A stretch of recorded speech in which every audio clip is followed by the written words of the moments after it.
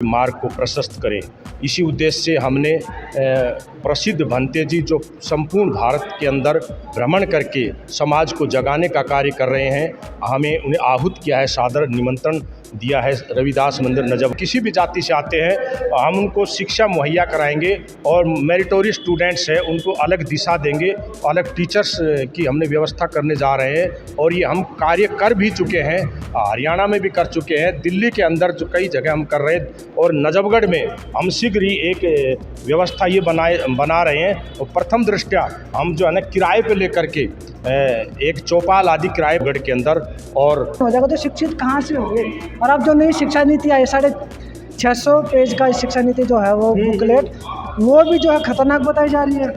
अब उसमें कुछ ऐसी बातें समाज में हर प्रकार के बुद्धिजीवी लोग उनके बारे में विचार कर रहे हैं, क्योंकि जो कॉलेज के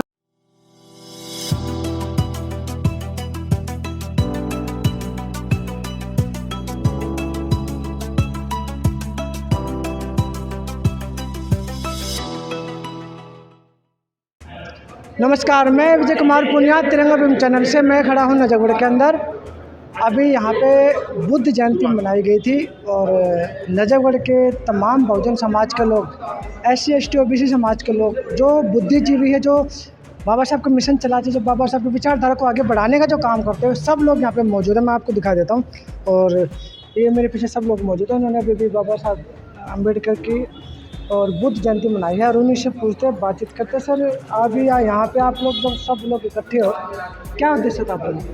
हमारा उद्देश्य है कि आज समाज है वो सामाजिक और आर्थिक और बौद्धिक रूप से समृद्ध हो और समाज में फैल रही कुरीतियाँ और इसके साथ ही समाज के बच्चों के अंदर जो है पढ़ाई के संस्कार हों, बच्चों के अंदर संस्कार पैदा हो और वो आगे चल कर के जो कल्याण के मार्ग को प्रशस्त करें।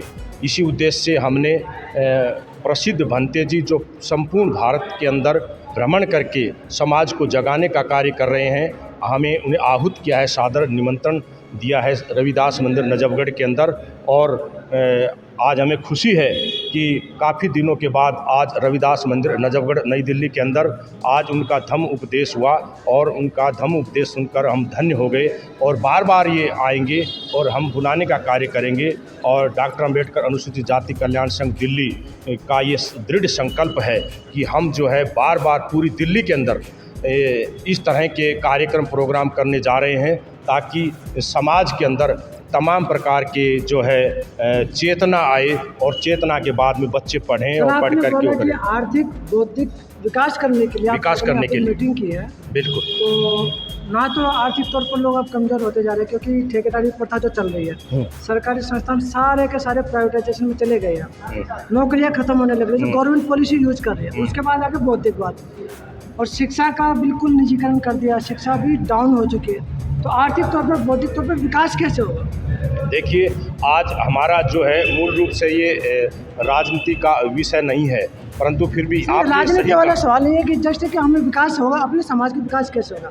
हमारे समाज का विकास यही होगा कि हम ज़्यादा से ज़्यादा जागरूकता लाएं और हमें पता है आगे जो है ठेकेदारी प्रथा ज़्यादा से ज़्यादा चल रही है और ठेकेदारी प्रथा के अंदर जो है जो शोषित लोग हैं, जो हाशिए पर जो लोग आ गए हैं, वो उनकी इतना फ़ायदा नहीं हो रहा है। हम अपने बच्चों को तमाम प्रकार के सुविधाएं उपलब्ध कराएंगे, चाहे रविदास मंदिर है, अंबेडकर भवन है और तमाम धर्मशालाएँ, हम उनमें एक व्यवस्था करने जा रहे हैं कि जो गरीब बेहद तबके से जो भी बच्चे आते हैं, किसी भी जाति से आते हैं, हम उनको शिक्षा मुहैया कराएंगे और मेरिटोरियस स्टूडेंट्स हैं उनको अलग दिशा देंगे, अलग टीचर्स की हमने व्यवस्था करने जा रहे हैं और ये हम कार्य कर भी चुके हैं।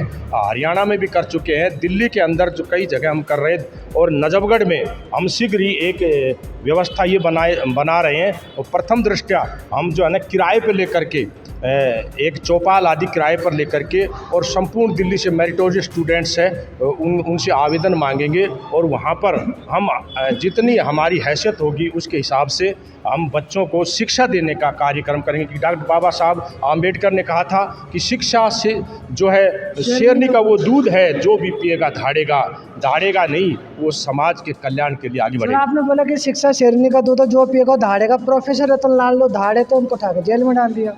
कोई बात नहीं, इस प्रकार की तमाम जो है परेशानियाँ आती रही हैं और हम परेशानियों का मुकाबला करेंगे, क्योंकि जो भी व्यक्ति कल्याण के रास्ते पर चलता है उसके सामने बहुत कुछ आता है। और नाहरपुर के अंदर बाबा साहब की मूर्ति तोड़ दी थी, वहाँ पे भी पढ़े लिखे लोग थे, ये जो है ना, प्रोटेस्ट करने की कोशिश की जंतर मंतर पे, तो उनकी परमिशन कैंसिल कर दी, उनको बाहर निकाल दिया। कोई बात नहीं, आज समाज के अंदर जागरूकता नहीं आई है और एक दिन जागरूकता आएगी शिक्षा के द्वारा।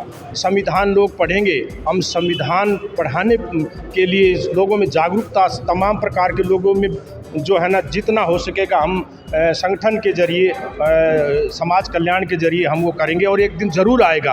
कि हम निराशावादी नहीं, आशावादी हैं और हमारी हमेशा आप उम्मीद लगा के बैठे हो, उम्मीद लगा के बैठे हैं। और रतन लाल जी के साथ जो भी हुआ वो एक न्यायिक प्रक्रिया के अधीन है, वो उनको तो जमानत मिल गई है और वे अपने रास्ते पर क्या कर रहे हैं क्या नहीं कर रहे हैं, बहुत अच्छा कार्य कर रहे हैं प्रथम दृष्टया, और आगे उनका मामला न्यायालय के अधीन है, इस बारे में हम कुछ नहीं कह सकते अभी। सर आप बताएं बहुत थोड़ा। धन्यवाद। जय भीम नमो बुद्धाय। देखिए, आज ये जो प्रोग्राम हुआ है इसका मूल उद्देश्य ये था, हमारे समाज में जो व्याप्त कुरीतियाँ हैं उनको भंते जी अपने उद्बोधन से उनके बारे में लोगों को जागरूक करें। दूसरा ये था, भंते जी ने बहुत कुछ बताया शिक्षा के बारे में कि बच्चों को जो संस्कार जो आजकल बच्चों के बिगड़ते जा रहे हैं, इनको जैसे हमारे जो उसका कारण किसको मानते हो, जो उनके विचार बदल देखो आज ये विचार बदल रहे हैं, ये तो एक मीडिया वगैरह जो है ना इसमें जो दिखाया जा रहा है उसमें बच्चे ज़्यादा आजकल, मैं तो ये कह रहा हूँ जैसे परिवार में बैठे, परिवार में 4 फ़ोन लिए पड़े हैं, अलग अलग पड़े हैं, बच्चे को माता पिता से मतलब नहीं, माता पिता को बच्चों से वो नहीं है, अपने आपस के उनमें मतलब फंसे हुए हैं बच्चे, इस वजह से मतलब वो बात नहीं समाज में है। मीडिया को मानते हो इसका कारण? मूल कारण तो मीडिया ही है जो ये चीज़ें परोस रहा है। क्या परोस रहा हो?